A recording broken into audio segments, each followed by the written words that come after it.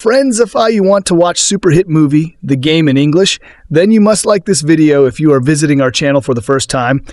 Don't forget to subscribe to our channel.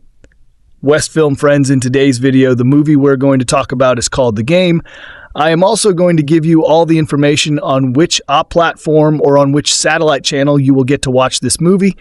This video is produced by West Film. We will talk about what this movie is and where you can watch it, all the interesting facts about this movie. In today's video, I'm going totally apart from this. We will discuss about the facts of this film's storyline, star-cast actors' performance in the film, and which character has played which role. We will also talk about the story of this film, and I will give you a small review of the story of this film. Also, we will talk in detail about the technical department, music department, pre-production, filming, post-production, budget, box office collection of this film. That's why I request you friends to watch this video till the end.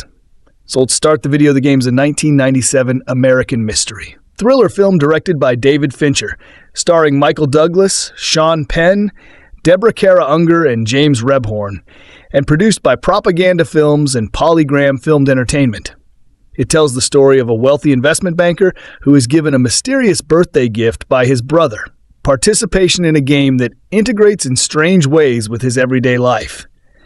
As the lines between the banker's real life and the game become more uncertain, hints of a larger conspiracy begin to unfold. The Game was well received by critics like Roger Ebert and major periodicals like the New York Times, but had middling box office returns compared to the success of Fincher's previous film Seven, 1995.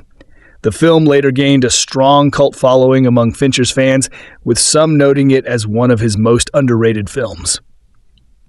Plot: Nicholas Van Orton is an investment banker in San Francisco. He is very successful and wealthy, but also cold and condescending, as well as lonely and reclusive. He remains haunted by the death of his father, who committed suicide on his 48th birthday by jumping off the roof of the family mansion. Therefore, Nicholas is looking grim at his own 48th birthday. On his birthday, he is surprisingly visited by his estranged younger brother Conrad, who gifts him an unusual present, a voucher for a game offered by a company called Consumer Recreation Services, CRS.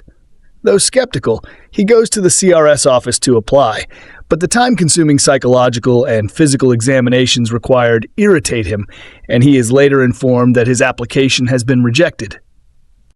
Nicholas returns home one evening to find a wooden clown in his driveway which he drags inside. While watching the cable financial network, CFN, the anchor begins talking to Nicholas through his television screen. The anchor tells Nicholas that he is being watched by a tiny camera in the head of the clown and provides him with the telephone number for a CRS 24-hour emergency hotline. He warns Nicholas not to call the hotline asking about the object of the game, as figuring that out is the object of the game. More bizarre events continue happening. Nicholas initially thinks CRS are simply staging elaborate pranks, but then he starts to believe it is real when his business, reputation, and safety are endangered. He meets a waitress, Christine, who also becomes involved. Conrad visits Nicholas and apologizes, claiming CRS has attacked him. An argument breaks out between the two brothers, resulting in Conrad running away, leaving Nicholas on his own. Nicholas gets into a taxi. After locking the doors, the driver jumps out before the car crashes into San Francisco Bay. Nicholas manages to escape the sinking car and make it to the surface. Nicholas contacts the police, but they find the CRS office abandoned. With no one else to turn to, Nicholas finds Christine's home and discovers she is a CRS employee. When she tells him they are being watched, Nicholas attacks a nearby camera and armed CRS personnel swarm the house. When they fire at the two of them, Nicholas and Christine flee. Christine later tells him CRS has drained his bank accounts by guessing his passwords using the psychological tests he completed, but his lawyer says the money in the accounts is still there. He then begins to feel dizzy and realizes Christine has drugged him. As he loses consciousness, she admits she is part of the scam and says he made a fatal mistake in giving his card security code over the phone. Nicholas wakes entombed alive in a Mexico cemetery. He sells his watch, a gift from his father, to return to San Francisco, where he finds his mansion foreclosed and most of his possessions removed. He contacts the hotel where Conrad was staying and is told his brother has been committed to a mental institution following a nervous breakdown. Nicholas retrieves a hidden gun and finds his ex-wife to ask for help. While apologizing to her for his emotional neglectfulness, he learns that Jim Feingold, the CRS employee who conducted his tests, is an actor working in television advertisements. He finds Jim and forces him to find the real CRS office and takes Christine hostage, demanding to be taken to the head of CRS. Attacked by CRS guards, Nicholas takes Christine to the roof. Christine, realizing Nicholas's gun is not a prop, frantically tells him it is only a game. His finances are intact and his family and friends are waiting on the other side of the door. He refuses to believe her, and Nicholas shoots the first person to emerge, Conrad, bearing a bottle of champagne. Devastated, Nicholas tries to commit suicide by leaping off the roof but lands on a giant air cushion in a banquet hall. He is greeted by Conrad and the rest of the actors from the game, revealing that the gun was a prop. Everything had been staged by Conrad for Nicholas's birthday present. After a birthday party with friends, Christine, whose real name is revealed to be Claire, declines Nicholas's offer for a date as she has another job lined up in Australia. She instead suggests they have coffee together at the airport, ending the final scene with Nicholas looking half tempted, half cautious. Cast: Michael Douglas as Nicholas Nicky Van Orton, Sean Penn as Conrad Connie Van Orton, Deborah Unger as Christine Claire, James Rebhorn as Jim Feingold, Peter Donat as Samuel Sutherland, Carol Baker as Ilsa, Armin Muller-Stahl as Anson Bear, Anna Katerina as Elizabeth, Charles Martinet as Nicholas's father, Mark Boone Jr. as Shady Private Investigator, Tommy Flanagan as Solicitor Taxi Driver, Spike Jonze as Airbag EMT Beltran, Michael Massey as Airbag EMT Galliano, Linda Manns as Amy, Daniel Shore as himself. Production. Development. The game was originally a spec screenplay written by John Brancato and Michael Ferris in 1991. It was sold to Metro-Goldwyn-Mayer MGM that year, but the project was put in turnaround and eventually picked up by Propaganda Films. Director Jonathan Mostow was attached to the project, while Kyle MacLachlan and Bridget Fonda cast in the lead roles. Principal photography was scheduled to start in February 1993, but in early 1992, the project was moved to PolyGram Filmed Entertainment, and Mostow dropped out as director, but remained on the project as an executive producer. Producer Steve Golin bought the script from MGM and gave it to David Fincher, hoping he would direct. Fincher liked the plot twists, but brought in Andrew Kevin Walker, who had worked with him on Seven, to make the character of Nicholas more cynical. Fincher and Walker spent 6 weeks changing the tone and trying to make the story work. According to Fincher, there were 3 primary influences on the game. Michael Douglas's character was a fashionable, good-looking Scrooge, lured into a mission impossible situation with a steroid shot in the thigh from The Sting. In an interview, Fincher explained that his film differed from others of that kind because movies usually make a pact with the audience that says, we're going to play it straight. What we show you is going to add up. But we don't do that. In that respect, it's about movies and how movies dole out information. Fincher also stated that the film is about loss of control. The purpose of the game is to take your greatest fear, put it this close to your face and say, there, you're still alive, it's all right. More revisions were made to the script, including removing a scene where Nicholas kills Christine and then commits suicide, as Fincher felt that it did not make sense. In 1996, Larry Gross and Walker were brought in to make revisions to the script. Casting. Fincher had intended to make the game before Seven, but when Brad Pitt became available for Seven, that project became the top priority. The success of Seven helped the producers of the game get the larger budget that they wanted. They then approached Michael Douglas to star in the film. He was hesitant at first because he was concerned that PolyGram was not a big enough company to distribute the film. However, once he was on board, Douglas's presence helped to get the film into production. At the 1996 Cannes Film Festival, PolyGram announced that Jodie Foster would star in the film with Douglas. However, Fincher was uncomfortable with putting an actor and movie star of her stature in a supporting part.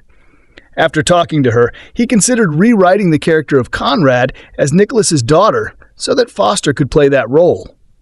However, Douglas did not like the idea and requested that the character be changed to his sister, which Foster found peculiar, as Douglas is almost 20 years her senior and appeared with her in Napoleon and Samantha when Foster was only 9 years old while Douglas was 28. Due to differences in opinions and scheduling conflicts with Robert Zemeckis' contact, Foster could not appear in the film. Once she left, the role of Conrad was offered to Jeff Bridges, but he declined and Sean Penn was eventually cast. Later, Foster alleged that she and PolyGram had orally agreed that she would appear in the film, and when this did not transpire, she filed a $54.5 million lawsuit against PolyGram. Both Fincher and Foster would later work together in Panic Room, 2002. Deborah Kara Unger's audition for the role of Christine was a test reel consisting of a 2-minute sex scene from David Cronenberg's Crash. Douglas initially thought it was a joke, but when he and Fincher met her in person, they were impressed by her acting. Filming. Principal photography began on location in San Francisco, despite studio pressure to shoot in Los Angeles, which was cheaper. Fincher also considered shooting the film in Chicago and Seattle, but Chicago had no mansions nearby, and Seattle did not have an adequate financial district. The script had been written with San Francisco in mind, and he liked the financial district's old money, Wall Street vibe. However, that area of the city was very busy and hard to move around in. The production shot on weekends to have more control. Fincher utilized old stone buildings, small streets, and the city's hills to represent the class system pictorially. To convey the old money world, he set many scenes in restaurants with hardwood paneling and red leather. Some of the locations used in the film included Golden Gate Park, the Presidio of San Francisco, and the historic Filoli Mansion, which is 40 kilometers, 25 miles south of San Francisco in Woodside, California, and stood in for the Van Orton Mansion. For the visual look of Nicholas's wealthy lifestyle, Fincher and the film's cinematographer Harris Savides wanted to create a rich and supple feel, drawing inspiration from films like The Godfather, which featured visually appealing locations with ominous undertones. Once Nicholas left his protected world, Fincher and Savides let fluorescents, neon signs, and other background lights become overexposed to let things get a bit wilder out in the real world. For the game, Fincher used a Technicolor printing process called ENR, which gave the night sequences a smoother look. The challenge for him was to determine how much deception the audience could handle and whether they would go for 45 minutes of red herrings. To address this, he staged scenes as simply as possible and used a single camera, because with multiple cameras, you run the risk of boring people with coverage. The scene where Nicholas's taxi drives into the San Francisco Bay was shot near the Embarcadero. Meanwhile, the close-up of Douglas trapped in the back seat was filmed on a soundstage at Sony Pictures Studios in a large water tank. The actor was in a small compartment that was designed to resemble the back seat of a taxi, with 3 cameras capturing the action. Principal photography lasted 100 days, with much of the shooting done at night at various locations. Release. Box office. The game was released on September 12, 1997 in 2,403 theaters and grossed $14.3 million during its opening weekend. It went on to make $48.3 million in North America and $61.1 million in the rest of the world, for a worldwide total of $109.4 million. Home media. The Criterion Collection released the game on Laserdisc in 1997, with exclusive features including an alternate ending and audio commentary from the creators. On September 18, 2012, it was reissued on DVD and Blu-ray. Universal Studios also released the film on HD DVD format on April 17, 2007. Reception. Critical response. Rotten Tomatoes reports an approval rating of 77% based on 64 reviews with an average rating of 7.40 per 10. The website's critics' consensus reads, "The ending could use a little work, but this is otherwise another sterling example of David Fincher's iron grip on atmosphere and storytelling." Metacritic gives the film a weighted average score of 63 out of 100 based on 19 critics, indicating generally favorable reviews. Audiences polled by CinemaScore gave the film an average grade of B on an A+ to F scale. Roger Ebert of the Chicago Sun-Times gave the film 3.5 stars out of 4, praising Douglas as the right actor for the role. He can play smart, he can play cold, and he can play angry. He is also subtle enough that he never arrives at an emotional plateau before the film does, and never overplays the process of his inner change. In her review for the New York Times, Janet Maslin wrote, "Mr. Fincher, like Michael Douglas in the film's leading role, does show real finesse in playing to the paranoia of these times." Time magazine's Richard Corliss wrote, "Fincher's style is so handsomely oppressive, and Douglas' befuddlement is so cagey, that for a while the film recalls smarter excursions into heroic paranoia."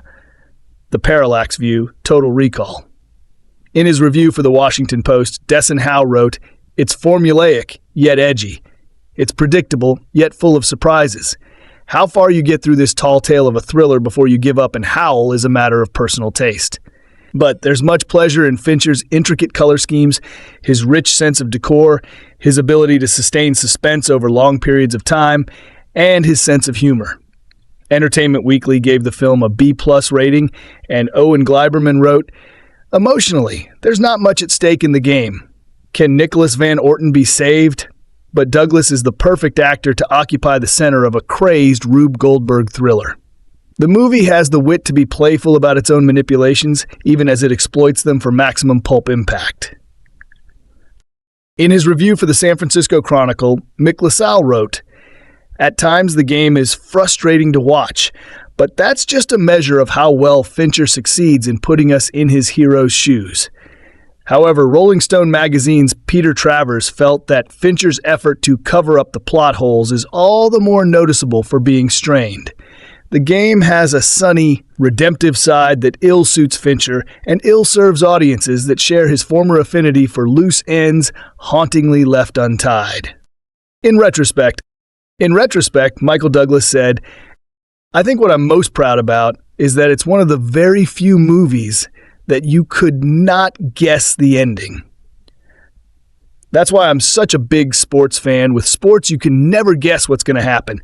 Most movies you get halfway through and you can kind of guess the ending. The game, you could never figure out what the ending was going to be." David Fincher is a very talented filmmaker. It was an extremely tough shoot. It was very long, a lot of nights. I thought it was a really well-made picture, very unpredictable. And I do hear that picture when I talk about movies that I've made that people liked a lot. David Fincher later admitted in interviews that he was not proud of the movie.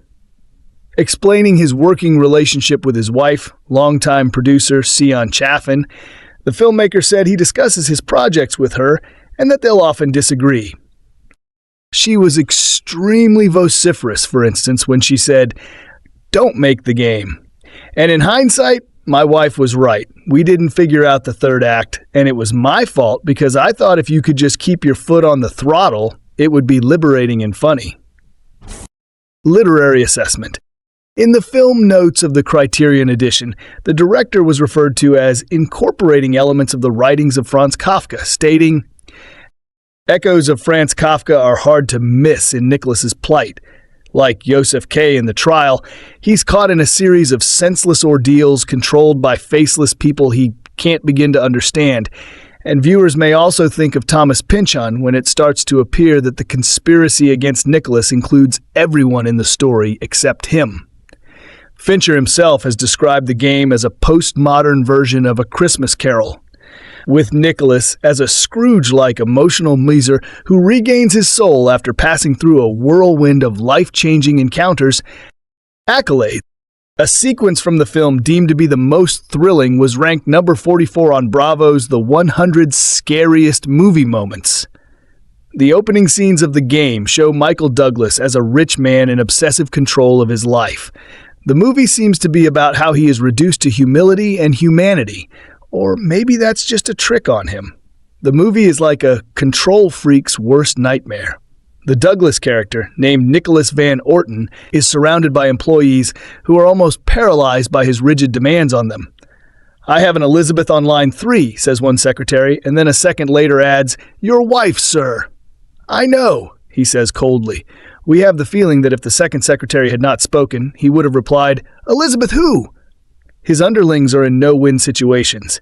It is, in fact, his ex-wife. At age 48, Van Orton lives alone in the vast mansion where his father committed suicide at the same age. His birthday evening consists of eating a cheeseburger served on a silver tray and watching CNN. Van Orton's younger brother Conrad, Sean Penn, visits him and announces a birthday present, The Game, which is sort of an experiential book of the month club. Operated by a shadowy outfit named Consumer Recreation Services, the game never quite declares its rules or objectives, but soon Van Orton finds himself in its grasp, and his orderly life has become unmanageable. It will make your life fun again, he has promised, but that's not quite how he sees it. As a functionary, James Rebhorn leads him through the sign-up process. Soon, everything starts to fall apart. His pen leaks. His briefcase won't open. Wine is spilled on him in a restaurant. He is trapped in an elevator. The level of chaos rises. He finds himself blackmailed. His bank accounts are emptied. He wanders like a homeless man. He is trapped inside a cab sinking in a bay. He is left for dead in Mexico. Of course, many of the physical details of what happens to him are implausible or even impossible. But so what? The events are believable in the sense that events can be believed in a nightmare. You can hardly worry about how a horror has been engineered when you're trapped inside it. The mounting campaign of conspiratorial persecution is greeted by Van Orton with his usual style of cold contempt and detachment. He knows all the angles, he thinks, and has foreseen all the pitfalls, and can predict all the permutations. But he finds he is totally wrong. Even those few people he thinks he can trust, including a waitress played by Deborah Unger, or is she a waitress? May be double agents. There is even the possibility that the game is a front for a well-planned conspiracy to steal his millions. Michael Douglas, who is superb at playing men of power, remember his Oscar-winning turn as Gordon Gekko in Wall Street, is reduced to a stumbling, desperate man on the run. Remember his unemployed engineer in Falling Down. The Game, written by John Brancato and Michael Ferris, is David Fincher's first film since Seven and projects the same sense of events being controlled by invisible manipulation. This time, though, there's an additional element. Van Orton is being broken down and reassembled like the victim of some cosmic EST program. And it is unclear, to him and to us, whether the game is on the level of a fraud or perhaps spinning out of control. The movie's thriller elements are given an additional gloss by the skill of the technical credits and the wicked wit of the dialogue. When Van Orton's brother asks, "Don't you think of me anymore?" he shoots back, "Not since family week at rehab." And when his ex-wife asks if he had a nice birthday, he answers, "Does Rose Kennedy have a black dress?"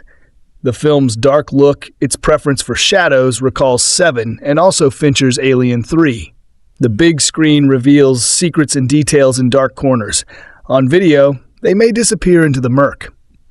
Like Seven, the plotting is ingenious and intelligent, and although we think we know the arc of the film, Egotist is reduced to greater humility and understanding of himself, it doesn't progress in a docile, predictable way. For one thing, there is the real possibility that the game is not an ego reduction program, but a death plot. Douglas is the right actor for the role. He can play smart, he can play cold, and he can play angry. He is also subtle enough that he never arrives at an emotional plateau before the film does, and never overplays the process of his inner change. Indeed, one of the refreshing things about the film is that it stays true to its paranoid vision right up until what seems like the very end, and then beyond it, so that by the time the real ending arrives, it's not the payoff and release as much as a final macabre twist of the knife. A wealthy banker is given a mysterious gift by his brother for his birthday.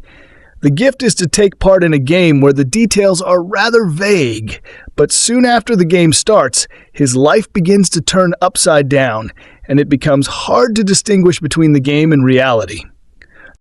Having watched Michael Douglas struggle a little bit in Las Vegas the other night as he tried stepping out of his comfort zone and try his hand at a crude comedic role, I wanted to watch one of his movies where he plays a dramatic role, as it's where he thrives. The Game has been a movie on my radar for a while, as the plot sounded intriguing, and the movie poster is one that appealed to me, but I've never really found the time to fit it in to my never-ending quest of watching as many different movies as I can. Until now. The movie started off at quite a slow and methodical pace to establish lead character Nicholas Van Orton's Michael Douglas backstory, with a lot of details concerning his past, such as the relationship with his brother, his business venture, his father's passing, as well as his failed marriage. On the day of his birthday, he arranges to go out to dinner with his brother Conrad, Sean Penn, who gives Nicholas a gift card for CRS, Consumer Recreation Services, which make Nicholas take part in a game that at first seems stupid to the wealthy investment banker, but slowly it starts to affect and take over his life, as he doesn't know who he can trust and is unable to tell the difference between game and reality as they begin to distort into the same thing. Convinced that the game creators have scammed him to steal his vast fortune, Nicholas tries to strike back and take the fight to the mysterious people involved with ruining his life. Michael Douglas as Nicholas Van Orton really suited the rich, arrogant, self-absorbed role, and compared to his performance in the previous movie I saw him in, Las Vegas, he was superb in comparison. I feel these type of roles in a mystery drama type movie really suit Michael Douglas down to a T, and the movie greatly benefits from casting him in such a role. The game that Nicholas is taking part in really is tense and packed full of twists and turns, and I feel the storytelling, combined with the acting quality of Michael Douglas and co-star Deborah Unger, is wonderful. Unger plays Christine, who we are led to believe is just a waitress and a bystander that gets caught up in the craziness of the game, but she isn't as innocent as she appears as Nicholas begins to unravel the mystery that he's participating in. The game remains both gripping and mysterious throughout and really draws you in as you're left guessing right the way until the end. Thankfully, this is a movie that does answers all the questions that you are left with, but the reason and purpose behind Conrad gifting Nicholas the game seemed a little absurd, as there must have been easier ways in order to get the same message across. One of the main problems that the game has is that it's a movie that you can only really watch and enjoy once, as once you're aware of the twists and turns and everything that is happening, I can't imagine a rewatch being as entertaining or fulfilling. Overall, The Game is a grossly thrilling movie that is shrouded in mystery, which keeps the audience guessing throughout. A solid performance by Michael Douglas as he carries most of the weight of the movie on his shoulders and delivers a fine piece of acting. Another feather in the cap for director David Fincher. Brain twisters like Memento, Eternal Sunshine of the Spotless Mind, and Videodrome are part of a popular subgenre known for their creativity and ability to tingle the mind. It's the premier form of filmmaking that paints over reality with a big question mark, turning the act of watching a movie into a sort of puzzle. It is here we go down the rabbit hole, and the threat of delusion is immediate. After the psychologically bracing Ceán, it's easy to see what attracted David Fincher to his 1997 follow-up, The Game. It's a puzzle film that uses its style to mimic many of the sensations felt in Seven 2 years before: paranoia, fear, and loss. It's Fincher's most surreal film by far, implanting us in a world we become frightened of, and worse, start to doubt. Fincher has a bottomless bag of tricks to make us question if what we're seeing is really real. He's the Mary Poppins of fucking with you. The Game stars Michael Douglas as Nicholas Van Orton, a pompous investment banker who's having his 48th birthday, a date we soon learn has devastating resonance. His life is solitary and surrounded by cold, modernist furnishings. When we see him, the camera is distant, showing him alone in large venues of empty space. Like most characters occupying the world of money, bankers, businessmen, and sometimes lawyers, he's portrayed as a conniving and ruthless capitalist. Quarterly quota first, people second. This has predictably polluted his personal life. He has only a slightly more affable personality than Mr. Potter from It's a Wonderful Life. His wife left him, he has no friends, and he actually enjoys hearing about all the cocktail parties he balks at attending. His prankster younger brother, Conrad, Sean Penn, gives him a card with a number on it to call a company called CRS, Consumer Recreational Services. The service in question is what gives the film its title, a game, one that Conrad pledges will change his brothers for the better. Fincher spends so much time detailing the pathetic complacencies of Van Orton's life so that when it's time to pull out the rug from under him, we feel his psychosis. The hook of the film is in how Van Orton's game rebukes reality. Fincher wants the viewer, much like Van Orton, to eventually question every line, every character, and every scene. As the game continues, it becomes ever more improbable to merely be a fun roller coaster ride. We sense real danger, or we're meant to. Screenwriters John Brancato and Michael Ferris play off every fear they can think of to make the movie as psychologically exploitative as possible.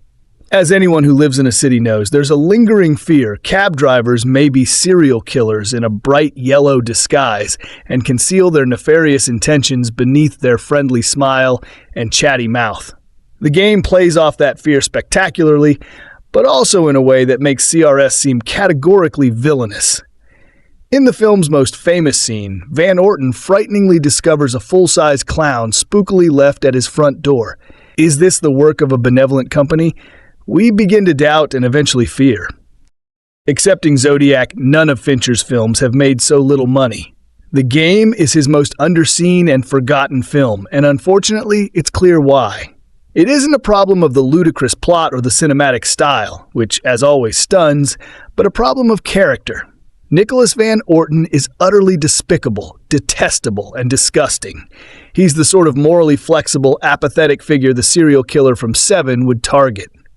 I understand why the filmmakers made him the protagonist. He's the elite. He holds the keys to every door in the city, treated as royalty at high-end restaurants. Fincher has fun playing with the audience's associations with him as Gordon Gekko in Wall Street, which surely was a major reason for his casting.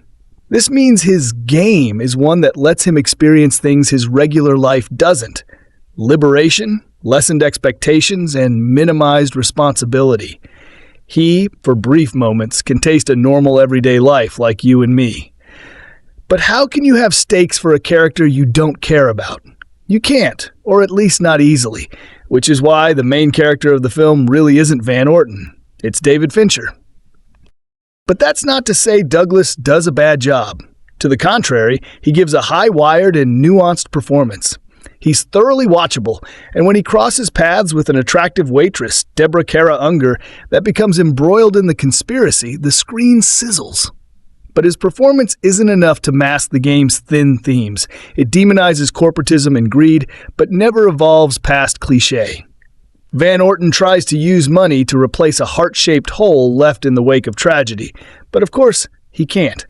As some kind of parable that there's more to life than money, the film falls apart. But if you see the game as a metaphor for Hollywood, everything makes more sense. The game is Hollywood. The game is the movies. When Van Orton fills out a rigorous and massive questionnaire, so his game perfectly appeals to his most important issues. His, for reasons I won't explain, have to do with suicide. It's awfully similar to a studio gathering data on demographics, so producers can fast-track projects reacting to the latest trends. This is a brain-bending psychological thriller, rife with all the trappings of a B-movie. It must be mentioned that for the first half of Fincher's career, he made a serious film and then a B film right after, from Seven into the Game and Fight Club to Panic Room. It's full of cheap thrills and even cheaper scares, often accompanied by the cliched, high-pitched playing of a piano.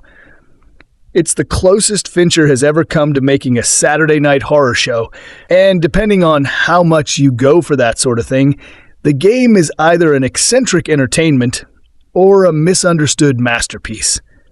There's a collective of fans who praise the game on the same level as his classics. I'm not nearly there, and in fact, it's only second to Alien 3 for being his worst. but it's a film that's never more than ridiculous, but never less than fun, and there's satisfaction in knowing that's probably exactly what David Fincher wanted.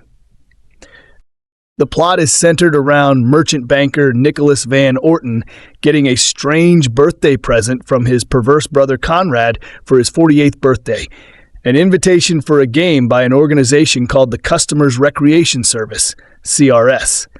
Nicholas was a very wealthy businessman. However, he lived a life of loneliness and isolation. His ex-wife left him, his father committed suicide on his 48th birthday, and he lost contact with his younger brother Conrad for years until Conrad mysteriously turned up on Nicholas's birthday. With a promise that the game would change his life forever, Conrad left Nicholas with a voucher for the game.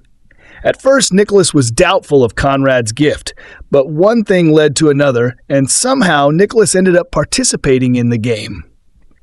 The game itself was surrounded in mystery.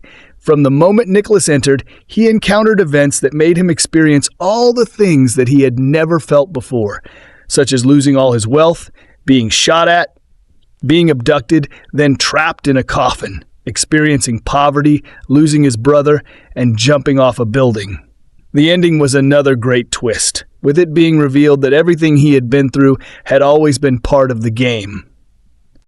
This film has left me on the edge of my seat from the point where the actions really started to pick up until the very end. Although the film itself is quite lengthy, the plot definitely does not disappoint. This is one of the very few films that I've seen where I cannot predict the ending while watching it. There have to be at least 4 plot twists that fooled me into thinking one way then another, and I never saw the ending coming until it actually did. By the end of the film, I let out a breath that I didn't know I was holding. With so many twists and elaborate lies in David Fincher's 1997 thriller, the game ending leaves the audience with a lot of questions. Michael Douglas stars as Nicholas Van Orton, a jaded, lonely businessman who has shut himself off from human connection. When Nicholas's brother gifts him a mysterious experience with the enigmatic Consumer Recreation Services, CRS, he finds himself disorientated by a labyrinthine network of deceptions and schemes, all executed in service of the sinister game.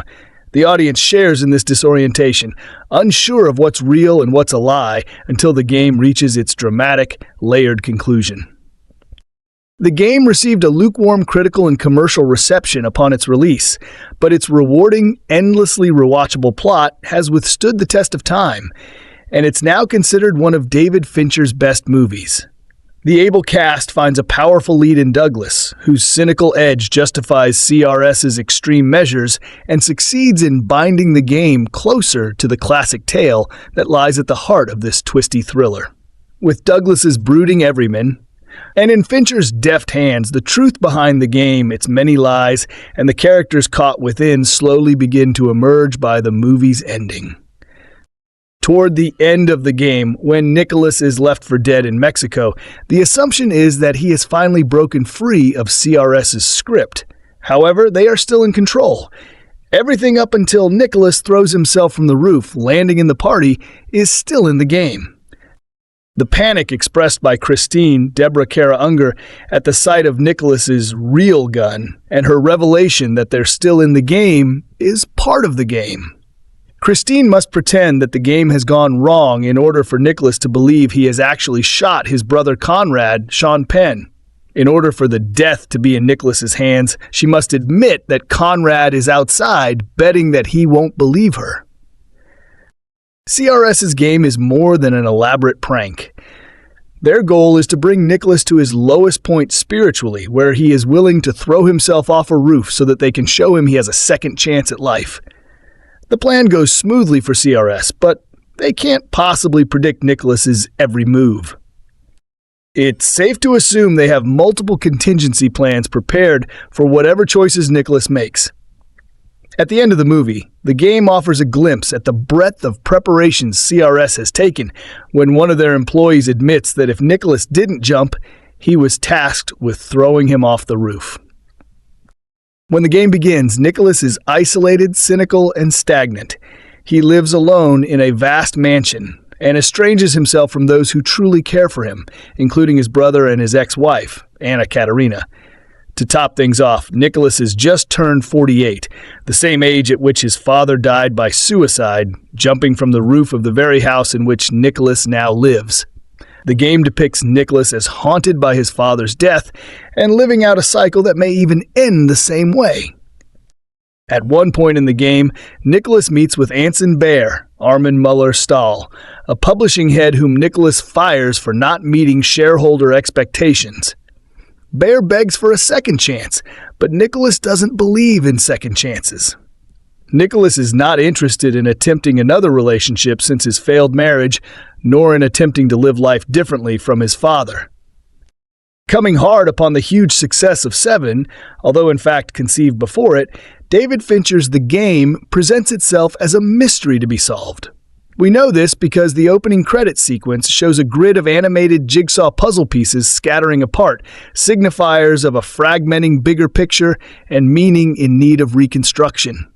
We then cut to an old 16mm home movie of a party in the massive Van Orton estate, where young birthday boy Nicholas, Scott Hunter McGuire, clowns around while his vastly wealthy father, Charles Martinet, appears before receding into the shadows. Cut to the present day, and Nicholas, Michael Douglas, is all grown up, still living in that same luxurious estate with the same maid and running a high-end investment bank in a building that bears the family name, and that, along with the expensive inscribed watch on his wrist he has inherited from his father. It's Nicholas's birthday once more, although also a rather different milestone.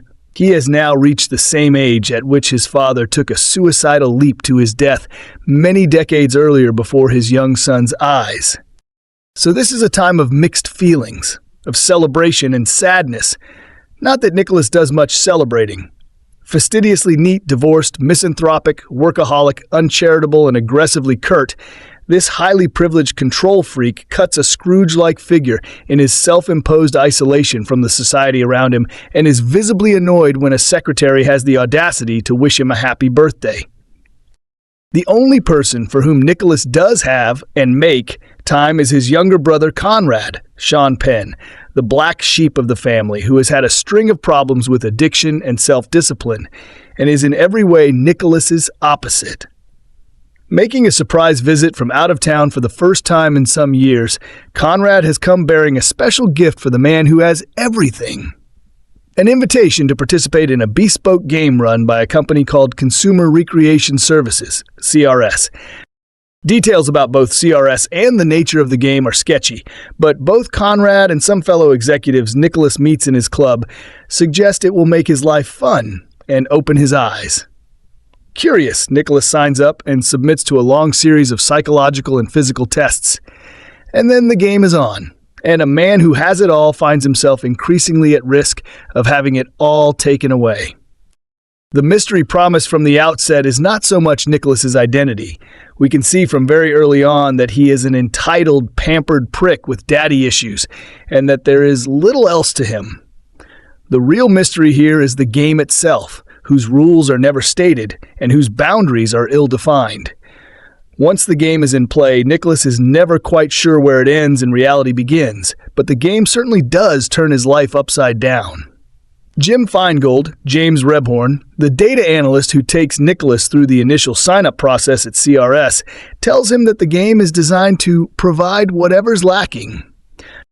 In super-rich Nicholas's case, that would seem to involve making a mess of his immaculate clothes and his perfect home, sending him into an odd-couple partnership with a working-class waitress, Deborah Unger, whom he would usually entirely overlook, driving a wedge between him and his brother, and gradually depriving him of his wealth, his sense of centered control, and even his will to live. As the sheer scale of what is happening to him sinks in, and Nicholas starts to wonder if what he is experiencing is a monumental practical joke, a therapeutic intervention, or a conspiratorial scam to fleece him of his family fortune, he will, like his father before him, take multiple falls. These literal physical tumbles instantiate both his own headlong descent from the lofty heights of the 1% and the death wish, which just might be another of his legacies. They also recall Joel Schumacher's Falling Down, which starred Douglas once again as a man in free fall. Meanwhile, the film's setting in San Francisco simultaneously evokes Douglas's breakout role in 70s TV cop series The Streets of San Francisco, as well as the disorienting alternative realities of Alfred Hitchcock's Vertigo. The song White Rabbit, which features prominently in the game, is apt not just for its mind-altering lyrics, but because Jefferson Airplane were part of the San Francisco alt-rock scene.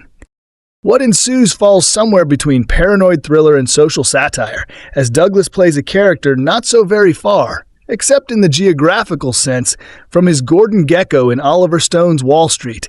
And as we are both bewildered and entertained by seeing this hubristic yet damaged man brought so very low, both financially and emotionally.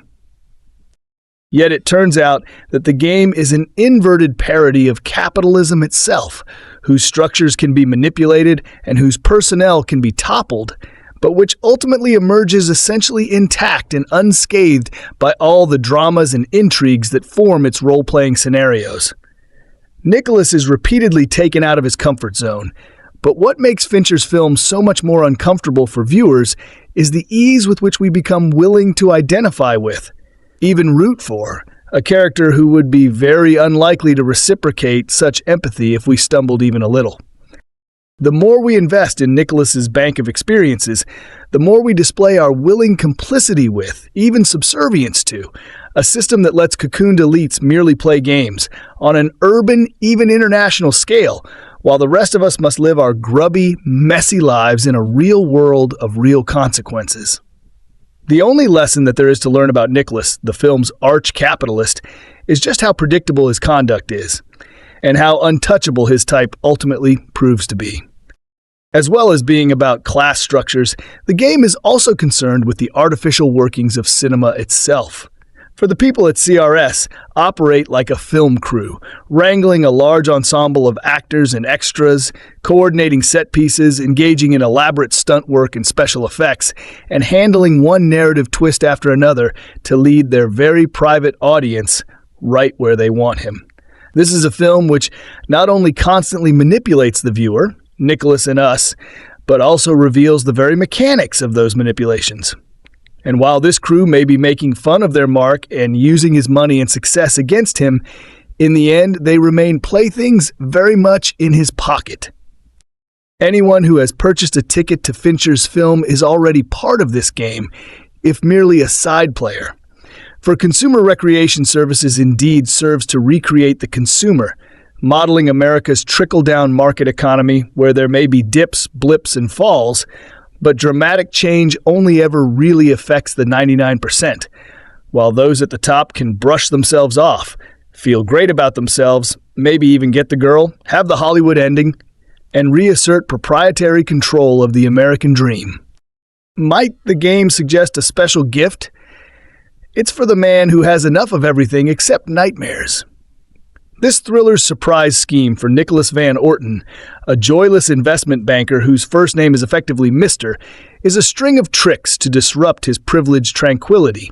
Those tricks mean an expensive and mostly unrelated string of shocks, illusions, and chase scenes, so the audience should have no trouble sharing Van Orton's brush with flashy artificiality.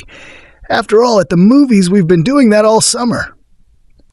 The game is the work of David Fincher, the director whose Seven gave grisly new cachet to cat-and-mouse manipulation and whose sleeker new film amounts to Gambit's 8 through 20. And Mr. Fincher, like Michael Douglas in the film's leading role, does show real finesse in playing to the paranoia of these times. Forget political conspiracy, invading aliens, or danger from the insect world. The game puts its yuppie potentate through worse terrors. These include rejection, powerlessness, invasion of privacy, temporary poverty, and ruining very expensive clothes. Mr. Douglas, who delivers a new shade of cruel elegance each time he plays another urbane monster, is the ideal star for this vigorously contrived thriller. He mirrors its commanding chilliness and creates an impression of sensible consistency, something that the story itself often lacks. As written with much surface ingenuity by John Brancato and Michael Ferris, who also wrote The Net, the film has the steady momentum and flat trajectory of a video game.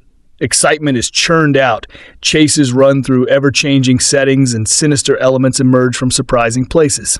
The viewer can enjoy a series of vicarious jolts without counting on a payoff of clarity at the film's end. Mr. Fincher, who has also had considerable experience making videos and commercials, has made the game with impressive craftsmanship and a very high gloss. As photographed by Harris Savidez, another stylish veteran of videos and commercials, this film sustains visual allure on several levels. The yuppie porn of Van Orton's lavish existence exerts its lure, but so does the prospect of seeing this antiseptic world shattered. And all it takes to change Van Orton's life is one little birthday visit from his brother. Sean Penn, uncharacteristically bland as the black sheep of the Van Orton family, turns up in San Francisco to offer a profound life experience as Nicholas turns 48. The dissolute younger brother, Conrad, recommends a mysterious outfit called Consumer Recreation Services and gives Nicholas a gift certificate. Though it doesn't seem likely that the Scrooge-like Nicholas would be seduced by this, the film certainly offers him a sly temptation. Soon Nicholas has been lured to the CRS corporate offices and subjected to a battery of psychological tests. I sometimes hurt small animals. True or false? After he signs on with CRS, strange things start to befall Nicholas, not least of which is his becoming so credulous. When a life-size clown doll turns up in the driveway at his grand home, one of the film's burnished, imposing settings, for instance, he brings it inside. Next thing he knows, Daniel Shore on CNN is taunting Nicholas bizarrely from the television set, and the clown's surveillance camera is spying on him. The latter effect was achieved much more disturbingly in David Lynch's Lost Highway, a spookier paranoid fantasy than The Game. Mr. Fincher's film has its expertly sneaky moments, like when Nicholas is telephoned in a boardroom and told that CRS has rejected him, but just as many senseless ones. Beyond Nicholas's Master of the Universe status, a la Tom Wolfe, and his memories of his father's suicide, the film doesn't give him much heft. It also grows less gripping as its arbitrariness becomes clear. While it might not have suited Mr. Fincher's genuinely sophisticated style to explain everything about Nicholas's trip to the Twilight Zone, tying up a few loose ends would not have been amiss.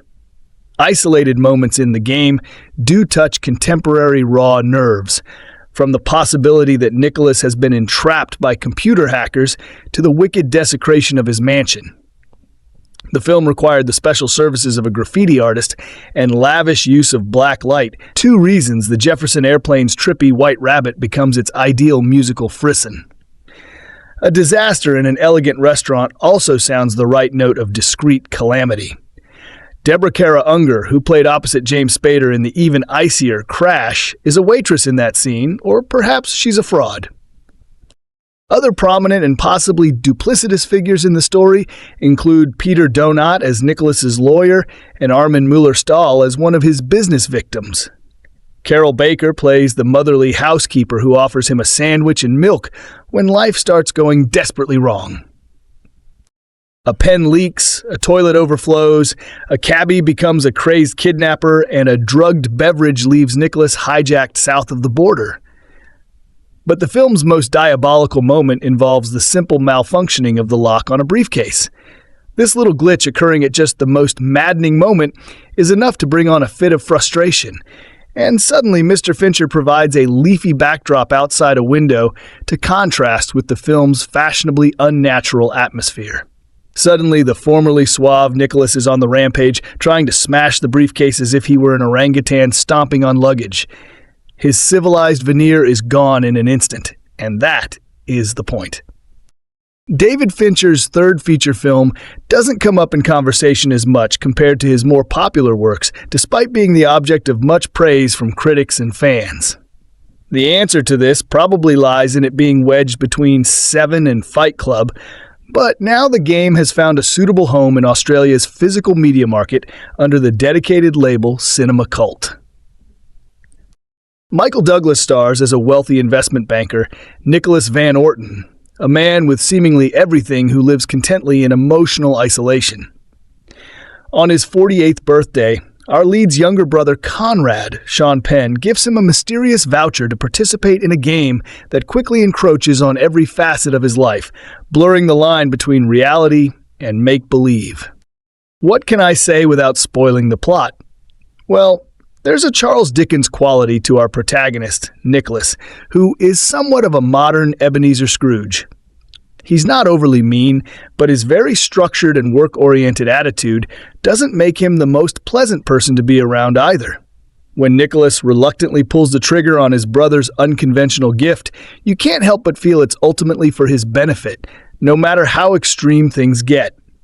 The game encourages viewers to pay strict attention to what's happening on the screen, specifically to ambiguous lines of dialogue and set pieces, which serve as brief moments of foreshadowing. As an action thriller, the film moves at a breakneck pace, mostly during the first half, with a number of death-defying sequences that really put Nicholas through the ringer, adding to not only his, but the viewer's growing paranoia. How elaborate can a plot be before the average person questions it? That's a thought that frequently pops up during the feature's runtime, cleverly distracting us from trying to solve the mystery before the climax, where all is revealed. Michael Douglas is quite restrained in his performance as Nicholas, even during more intense scenes, and while he's not very likable initially, we remain firmly on his side. There's a deep-seated pain to his character that isn't really explored, but viewers are given enough to paint an accurate picture. Sean Penn shows up briefly throughout as the less constrained Conrad, whose seemingly innocent gesture of kindness and drastic change in demeanor between appearances adds to the overall mystery. Meanwhile, Deborah Unger is the white rabbit of the film, alluded to by Jefferson Airplane's LSD mantra. The Game is my favorite film by David Fincher. I'm not saying it's his best. Between Seven and Zodiac, I'm still undecided. But make no mistake, the one I keep coming back to the most over the years is this underrated 1997 effort, which coming 2 years after Seven seemed like the next logical step for this dark magician of the cinematic arts. Released to mixed reviews with ardent supporters and indifferent box office, just under $50 million domestic, it's a film that was ahead of its time, both aesthetically and narratively, offering one of the sleekest overall visions of nighttime paranoia ever crafted. It seriously looks like it was shot yesterday, while showcasing a mentally twisted and ever-shifting narrative, complete with a whammy of an ending that has remained one of the most divisive movie moments in the history of the medium. Yes, the history of the medium. I'm going there. Anytime you bring up The Game in conversation, the chat inevitably tends to drift towards that mind fuck of an ending, and while some love to complain about the implausibility of it, that's the whole genius part of the entire endeavor.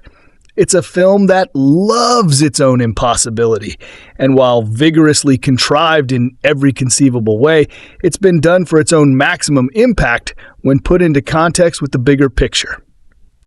It can't be denied that the bitter social commentary that runs throughout the entire picture is equally matched by the Hitchcockian level of glee that Fincher had with running his megastar, Michael Douglas, in one of his absolute best performances as the amazingly named Nicholas Van Orton through the emotional and physical gauntlet.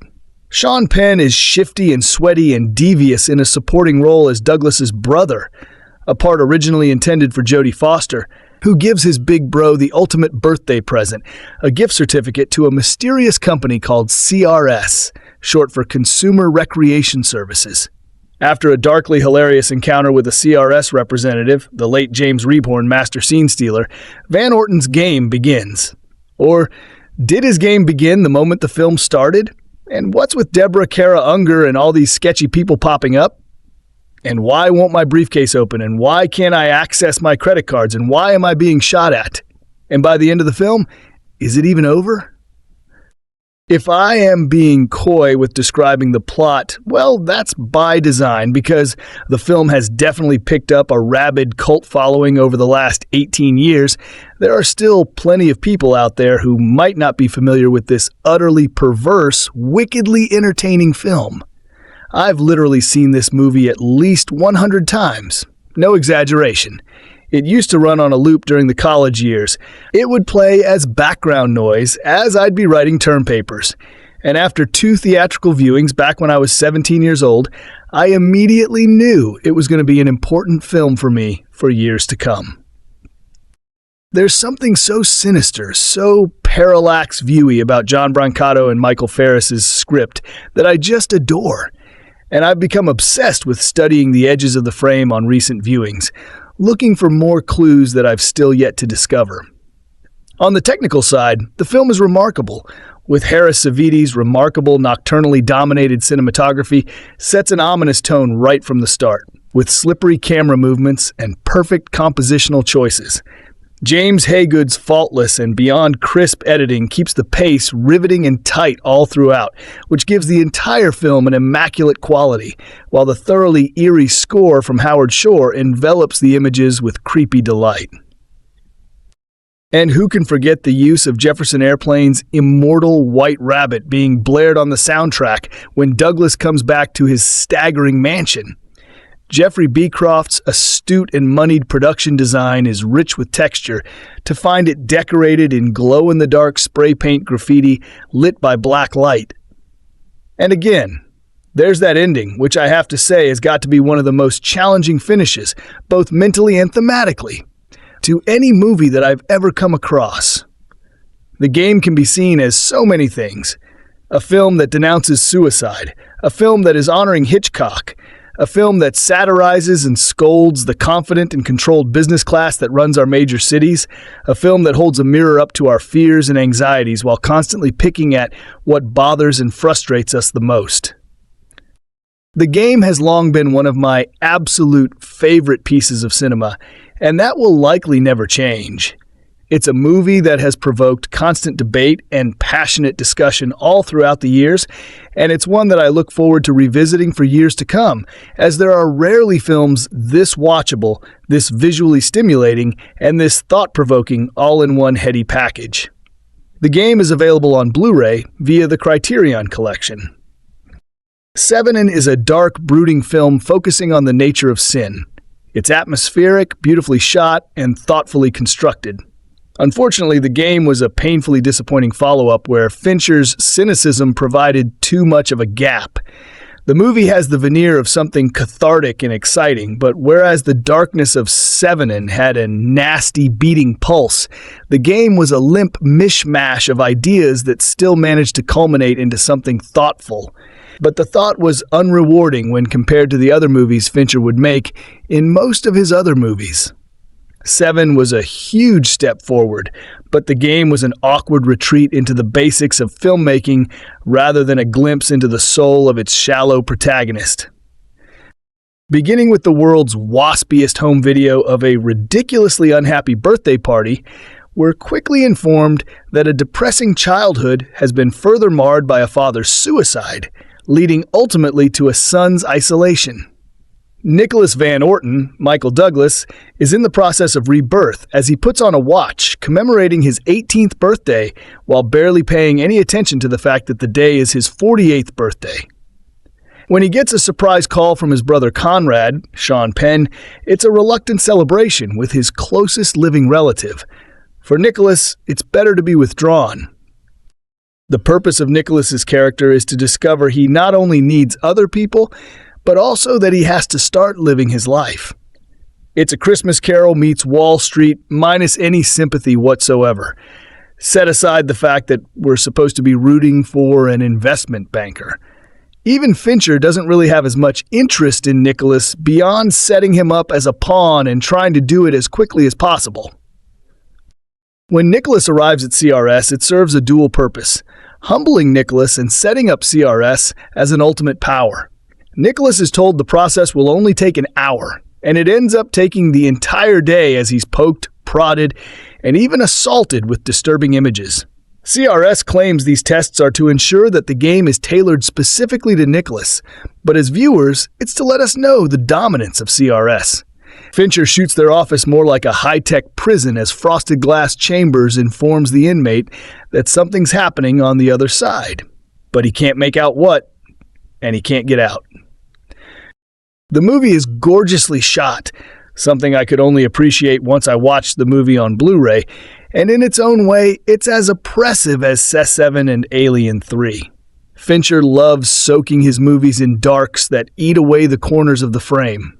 Soon after the game begins, Nicholas is at his country club and even the locker room is closing in on him.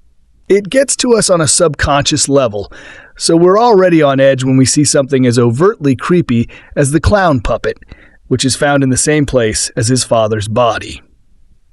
There's a lot of menace in the game, but never much threat. Nicholas's unease keeps coming from the notion that he's not really playing a game, except he should always know he's playing a game. If anything, he's getting the full package: adventure, romance, mystery, and the follies of a youth he never had. We can tell that Nicholas Van Orton is someone who never got in trouble a day in his life because he had no choice. He had to fill his father's shoes, and so Conrad got to be the irresponsible one. "What do you get for the man who has everything?" Conrad asks Nicholas when he gives him the gift of the game. The answer is, you give him everything, because Nicholas is the audience. Fincher explains on the commentary track, "The game is a movie about making movies. It's not about Nicholas Van Orton. It's not about him coming to grips with his father's death." And even though on the commentary track, John D. Brancato and Michael Ferris say it was Fincher who pushed the script in more of a Scrooge direction, it's not about Van Orton really learning from his mistakes to become a better person. There's no wrong. He has to right at the end of the movie beyond whether or not he'll take one more leap of faith and go on a date with Christine, Deborah Unger. That's an underwhelming achievement at best. Fincher's real focus is on the power of CRS. Like with John Doe, Fincher is enamored of an artistic antagonist who can expertly lead an audience wherever they want that person to go. CRS is a movie studio filled with actors, stunt doubles, set dressers, special effects designers, etc. It's just the notion of what if a movie was designed for one person. We're not meant to identify with Nicholas. He's not an everyman. He's too rich, too removed, and too alone. This is why you cast someone like Michael Douglas instead of someone like Tom Hanks.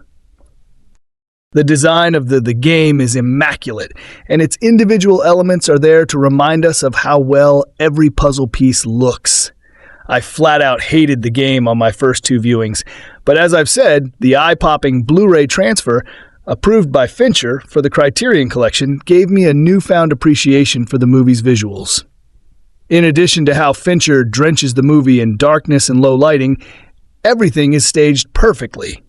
The chase scenes are claustrophobic and twisting like a maze. The scene in Christine's cabin is perversely cozy.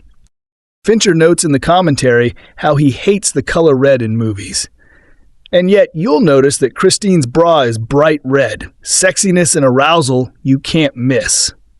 Admirably, these elements are heightened not in a crass way to pander to the audience, but rather to work as road signs.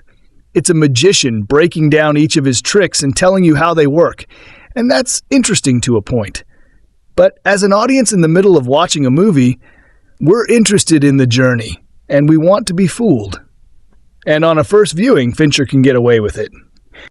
We can get lost in Nicholas's journey, but the movie only works once because it has nothing deeper.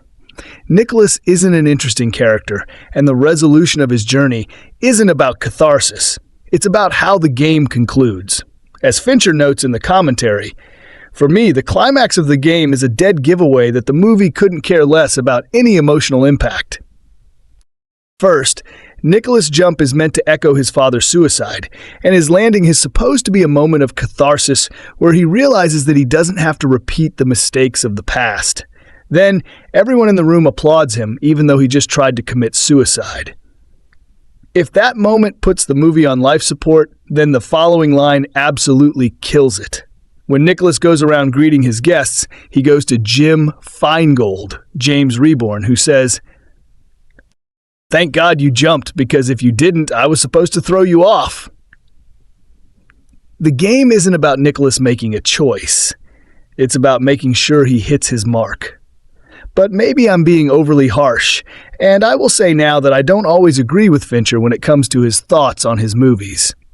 However, I will quote the following line from the commentary, An unsettling, paranoia-inducing suspensor about an extreme form of invasion of privacy, the game is a high-toned mind game of a movie. Crafted with a commanding, aloof precision by David Fincher in his first outing since hitting the jackpot with Seven, this unusual dive into the ambiguous world of an undefined pastime without apparent rules generates a chilly intellectual intrigue that will arouse buffs, trendies, and techies more than it will mainstream odds. This first release by PolyGram's newly formed domestic distribution arm is likely to stir initial BO interest in urban and more upscale markets, but doesn't look to be more than a middle-distance runner in general situations. Despite its profound darkness and gruesomeness, Seven overcame these seeming commercial liabilities due to its genuine distinction and the star turns of Brad Pitt and Morgan Freeman, the latter of whom contributed some all-important warmth. The game projects the same sense of suffocating enclosure and mounting despair in a style that will inevitably be compared to that of Stanley Kubrick in its steely technical mastery and remote, disenchanted worldview, all in the service of a story that resembles a highbrow puzzle as much as it does an involving narrative. With a nod to his Oscar-winning role of Gordon Gekko in Wall Street, Michael Douglas here plays Nicholas Van Orton, a fabulously wealthy San Francisco investment banker whose forbidding coldness sets the tone for the picture. Ruthless in his business dealings and curt, even cutting in his personal interactions, the divorced, childless man is so antisocial that he prefers to dine alone in his opulent mansion while watching financial reports on CNN, even on his birthday. This year, he has reached the same age, 48. His father was when the man jumped to his death before young Nicholas's eyes. Nicholas's younger brother, Conrad, Sean Penn, has gone the opposite route into disreputable addictions of all kinds. But when the jumpy fellow turns up after a long absence and offers Nicholas a card giving him entree to unusual entertainment, courtesy of something called Consumer Recreation Services, the behaviorally rigid businessman eventually succumbs to curiosity and checks it out. The setup provided by John Brancato and Michael Ferris in their provocative script draws in the viewer just as inevitably as it does Nicholas. Interviewing with CRS rep Jim Feingold, James Rebhorn, in the company's plush offices, Nicholas submits to extensive tests to determine just what sort of vacation he will experience. "We provide whatever is lacking," Feingold teasingly explains, and a colleague who has already been through it further tantalizes the skeptical Nicholas by quoting scripture, "Whereas once I was blind, now I can see." Thus, primed for an unusual trip, Nicholas, who is accustomed to having everything exactly his own way, is stunned to be informed that CRS has rejected him. That night, however, in a darkly funny sequence, a Daniel Shore newscast becomes oddly split between routine announcing and direct address to Nicholas. It is merely the first of many increasingly disorienting and ultimately threatening events that turn Nicholas's life upside down and inside out. Early on, it becomes clear that one of the film's main themes is the cracking of complacency, the disruption of the meticulous control its string-pulling protagonist exercises over virtually aspect of his life.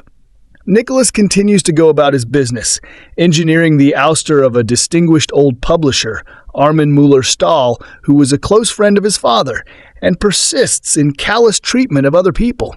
But untoward events begin besetting him. Waiters spill things on him. A CRS pen stains his shirt, his briefcase won't open, to the point that he decides that the game is in force, and that everything that happens to him is a prank. Nicholas makes a human connection of sorts when an offending waitress, Christine, Deborah Unger, admits that she was paid to spill drinks on him. Matters take more sinister turns when CRS's offices appear to have vanished, compromising photographs of Nicholas, and a woman very like Christine are found in a hotel room. Nicholas never occupied. A private investigator is caught following him, and Nicholas's home is disfigured by graffiti and black light. From here, Nicholas is sucked into a vortex of complete paranoia and uncertainty. After being fired upon by apparent CRS hitmen and drugged, he eventually wakes up somewhere in Latin America as a penniless nobody. The sense of entitlement and assurance to which he was always accustomed is gone, and the final half hour is devoted to his desperate attempt to get to the bottom of what has befallen him, to determine what is real and what is not, and to know who is responsible for his weird trip. As he says, "I want to meet the wizard."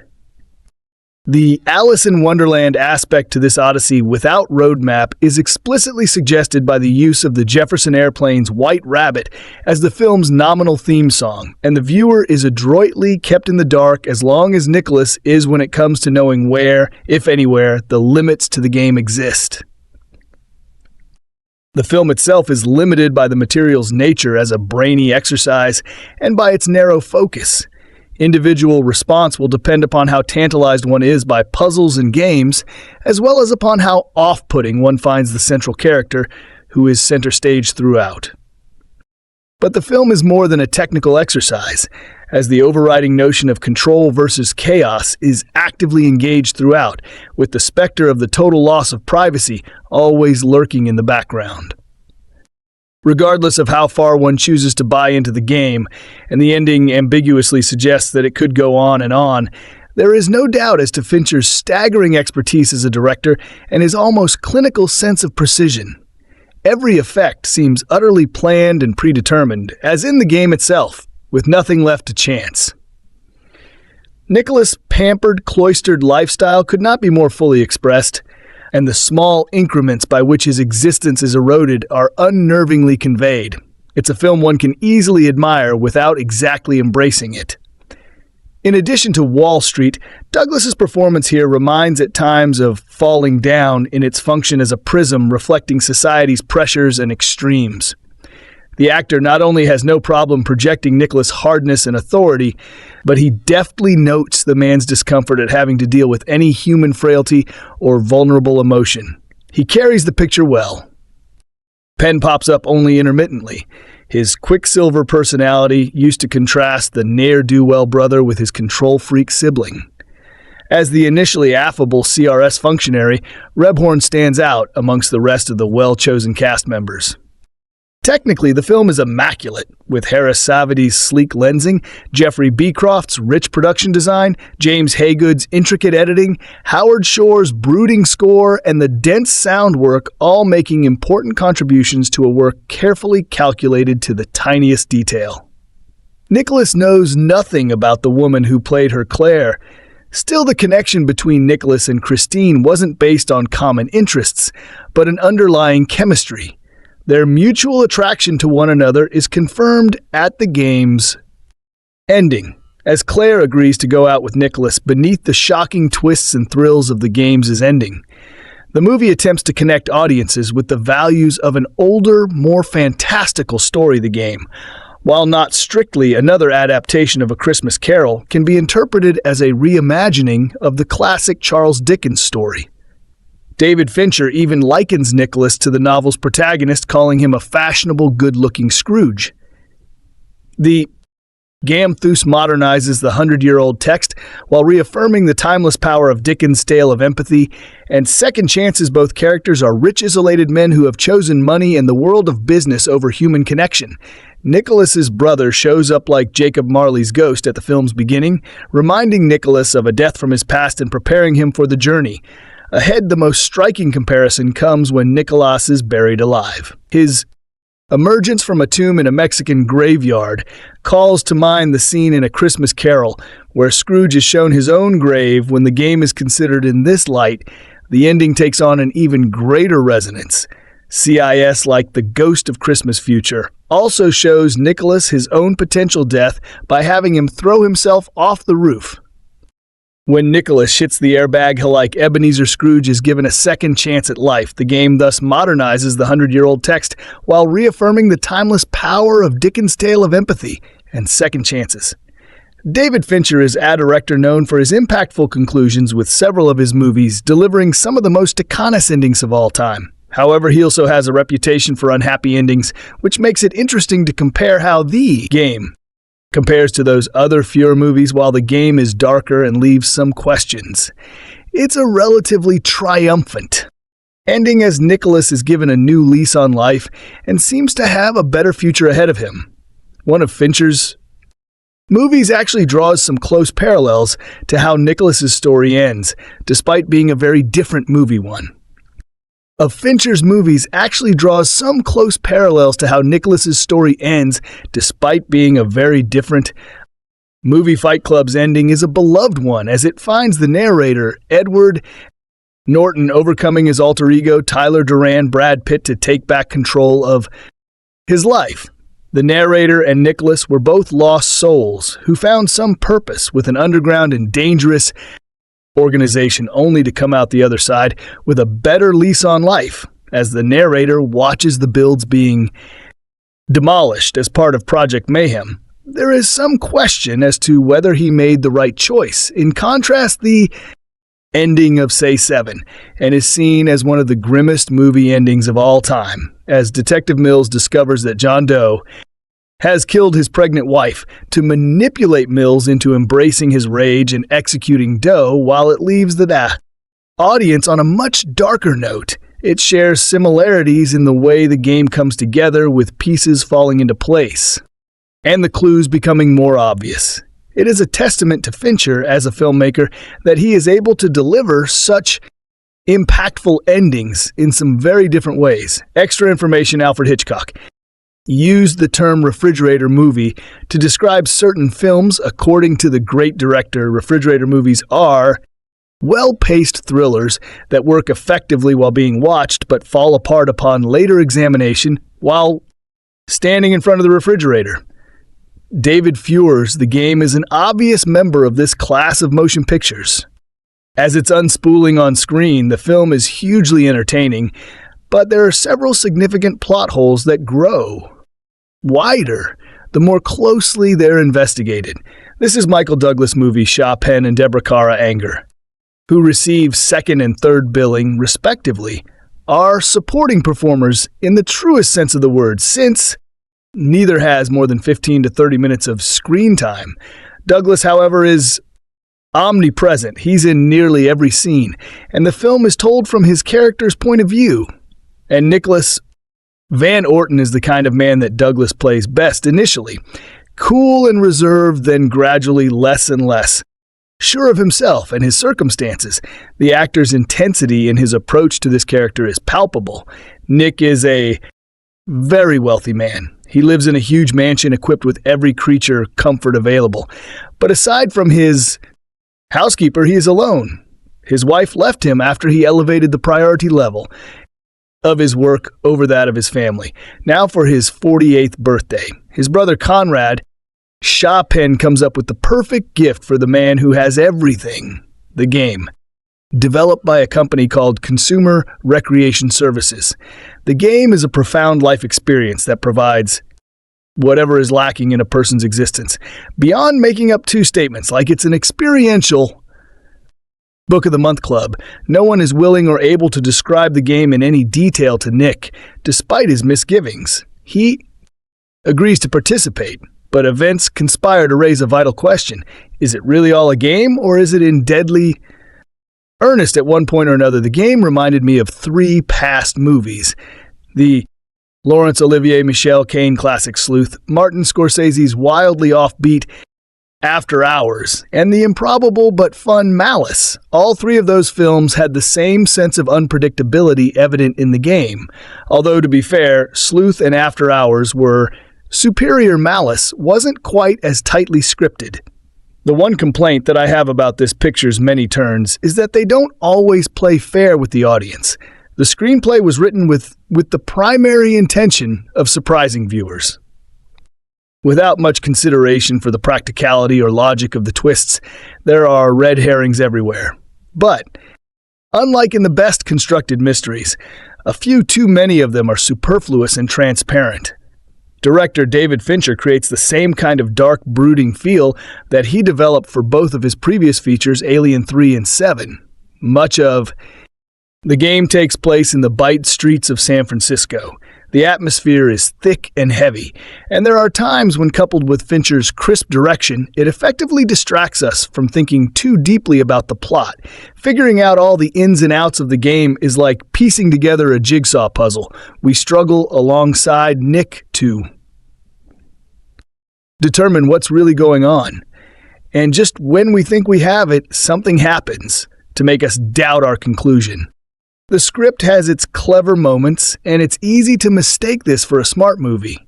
However, that intelligence is only surface deep. The seams in the plot are quite visible if you look hard enough. Nevertheless, for anyone who is willing to suspend their disbelief, which admittedly isn't all that hard to do, the game offers the kind of taut, unpredictable ride that Hitchcock would have approved of the game stars. Michael. Douglas as Nicholas Van Orton, a pompous investment banker who's having his 48th birthday, a date we soon learn has devastating resonance. His life is solitary and surrounded by cold modernist F-isings. When we see him, the camera is distant, showing him alone in large venues of empty space like most the world of money. Bankers, businessmen, and sometimes lawyers. He's portrayed as a conniving, polluted his personal life. He has only a slightly more affable personality than Mr. Potter. From It's a Wonderful Life, his wife left him. He has no friends, and he actually enjoys hearing about all the cocktail parties he balks at attending. His prankster younger brother Conrad Sean Penn gives him a card with a number on it to call a company called Sears. Consumer Recreational Services, the service in question, is what gives the film its title. A game one that Conrad pledges will change his brothers for the better.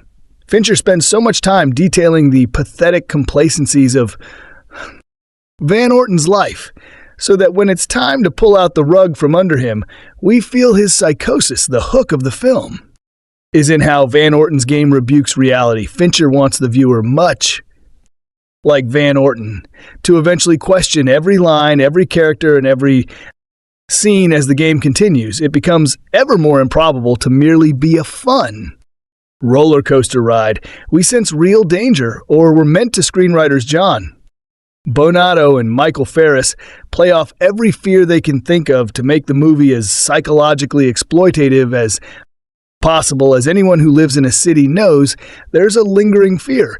Cab drivers may be serial killers in a bright yellow disguise and conceal their nefarious intentions beneath their friendly smile and chatty mouth.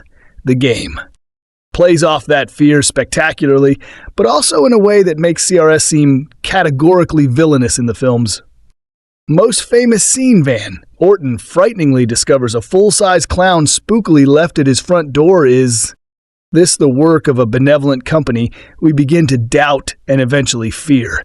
Excepting Zodiac, none of finer films have made so little money. The game is his most underseen and forgotten film. And unfortunately, it's clear why it isn't a problem of the ludicrous plot or the cinematic style, which as always stuns, but a problem of character. Nicholas Van Orton is utterly despicable, detestable, and disgusting. He's the sort of morally flexible, apathetic figure the serial killer from Say S and would target. I understand why the filmmakers made him the protagonist. He's the elite. He holds the keys to every door in the city, treated as royalty at high-end restaurants. Feiner has fun playing with the audience's associations with him as Gordon Gekko in Wall Street, which surely was a major reason for his casting. This means his game is one that lets him experience things his regular life doesn't. Liberation lessened expectations and minimized responsibility. He, for brief moments, can taste a normal, everyday life like you and me. But how can you have stakes for a character you don't care about? You can't. Or at least, not easily. Which is why the main character of the film really isn't Van Orton. It's David Fincher. But that's not to say Douglas does a bad job. To the contrary, he gives a high-wire and nuanced performance. He's thoroughly watchable. And when he crosses paths with an attractive waitress, Deborah Unger, that becomes embroiled in the conspiracy, the screen sizzles, but his performance isn't enough to mask the game's thin themes. It demonizes corporatism and greed, but never evolves past cliché. Van Orton tries to use money to replace a heart-shaped hole left in the wake of tragedy, but of course he can't. As some kind of parable that there's more to life than money, the film falls apart. But if you see the game as a metaphor for Hollywood, everything makes more sense. The game is Hollywood. The game is the movies when Van Orton fills out a rigorous and massive questionnaire, so his games perfectly appeals to his most important issues. His, for reasons I won't explain, have to do with suicide. It's awfully similar to a studio, gathering data on demographics so producers can fast-track projects reacting to the latest trends. This is a brain-bending psychological thriller riff with all the trappings of ab movie. It Must Be Me mentioned that for the first half of Fincher's career, he made it serious film and then a beach film right after. From Say 7 Into the Game and Fight Club to Panic Room, it's full of cheap thrills and even cheaper scares often. Accompanied by the cliché high-pitched playing of a piano, it's the closest Finer has ever come to making a Saturday night horror show. And depending on how much you go for that sort of thing, the game is either an eccentric entertainment or a misunderstood masterpiece. There's a collective of fans who plays the game on the same level as his classics. I'm not nearly there, and in fact, it's only second to Alien 3 for being his worst, but it's a film that's never more than ridiculous, but never less than fun. And there's satisfaction in knowing that's probably exactly what David Fincher wanted. This film, directed by David Fincher, written by John Brancato, Michael Ferris, produced by Steve Golin, Ceán Chaffin, starring Michael Douglas, Shen, Deborah, Kara Anger, James Repor, Peter Donut, Carol Baker, Armin Mueller. Stahl cinematography. Harris Savied is edited by James Haggett, music by Howard Shore Production Company, Propaganda Films, distributed by PolyGram Films. Release date September 12, 1997, running time 128 minutes. Country United States language. English budget $70 million, box office $19.4 million. So guys, this is the review of the game movie and some information about it. How do you like our today's video? Please let us know by commenting. And if you like this video, please like it, share it, and don't forget to subscribe to our channel. Thanks for watching.